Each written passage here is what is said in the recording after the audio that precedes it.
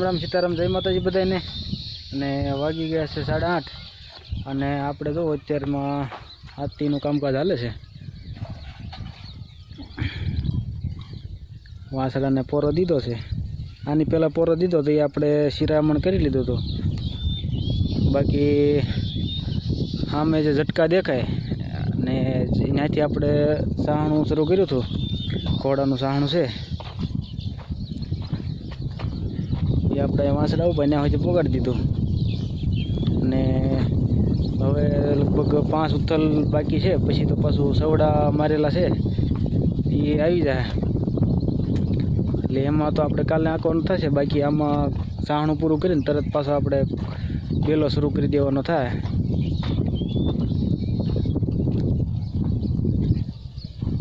તો આ રીતનું કાંક સહાણું હાલે છે અને પવન પણ અત્યારે મંદ મંદ ગતિથી ઉડે છે।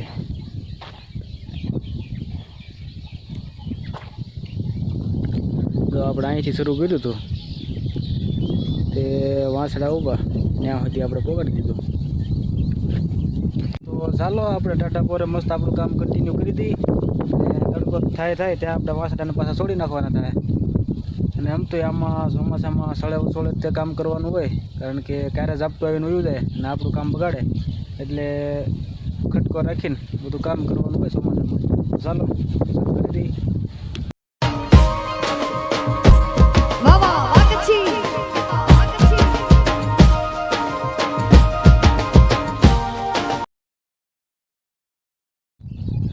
તો ફાઇનલી આપણે જો અહીંયા પોગાડી દીધું છે આપણું કામ ને વાસળાને પોરો દીધો છે ને 10:15નો ટાઈમ થયો છે।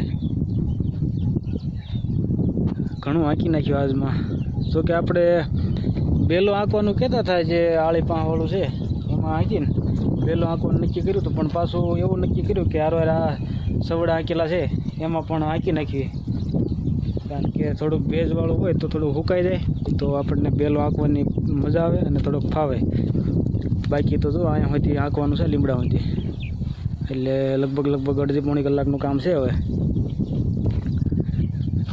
ને વાદળછાયું હતું એટલે આપણે કામ કન્ટિન્યુ રાખ્યું છે। બાકી નકર અત્યારે વાસળા છોડી નાખવા પડે।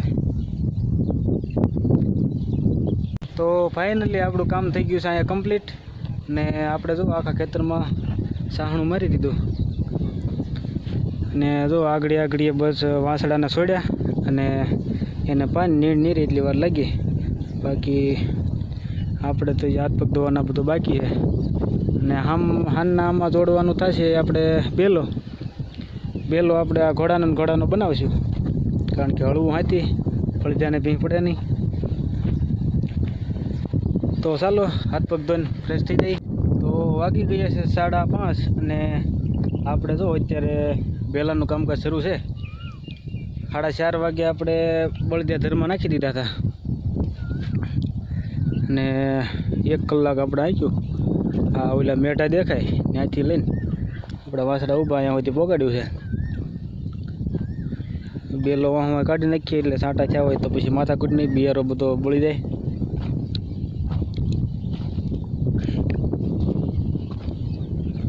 આપણા વાસળાને આજ પૂરેપૂરી ભીં છે કારણ કે સવારના વારે બપોર સુધીમાં આખા ખેતરમાં સહાણું પૂરું કર્યું। ત્યાં આવડા મેઠા દેખાય ખોડેલા છે ત્યાંથી તે સામે વાડી દેખાય ત્યાં સુધી બધું સહાણું પૂરું કરી નાખ્યું। સવારે જોડ્યા હતા લગભગ 6:30 વાગી ગયા હતા। 6:30થી તે આપણે 11 વાગ્યા સુધીમાં બધું કમ્પ્લીટ કરી નાખ્યું હતું અને અત્યારે તો તડકો હતો એટલે આપણે 4:30 વાગે જોડ્યા હતા અને અત્યારે 5:30 વાગ્યા છે। હજી આપણે કલાક હાંકશું લગભગ થોડું ઘણું હજી હાંકી નાખશું એટલે થાંભલો દેખાય લોકોને ત્યાં સુધી પહોંચી જાવ એટલે કાલ બપોરે આપણે થઈ જાય કમ્પ્લીટ। કારણ કે આમાં પાછું આ રાપુવાળું છે એટલે થોડુંક ધીમું હાંકવું પડે પછી ઉપાડા થાય એટલે થોડુંક એમાં વાર લાગે અને સહાણામાં જેવું કાંઈ હોય નહીં એટલે ઉકલે અને જાય ભાગ્યું। તો ચાલો આપણે આપણું કામ કરી દઈએ મસ્ત કન્ટિન્યુ એટલે પહેલાં છતાં પછી છોડી નાખવાના રે બળદિયાને।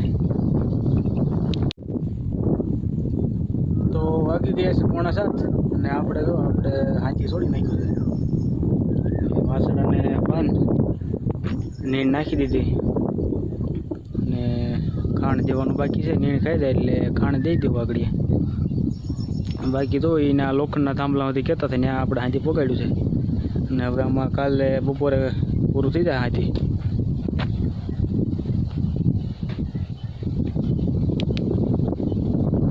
તો ફાઇનલી આપણે થઈ ગયા છીએ ફ્રેશ અને આજ ભેંસું તો ઉપા દોરાવાના હતા અને જો ભેંસું ધોઈને ભેંસુને ખાંડ દઈ દીધું છે અને આપણા વાંસડાને ભેંસું ખાંડ ખાઈ જાય એટલે આપણા વાંસડાને પણ ખાંડ દેવાનું છે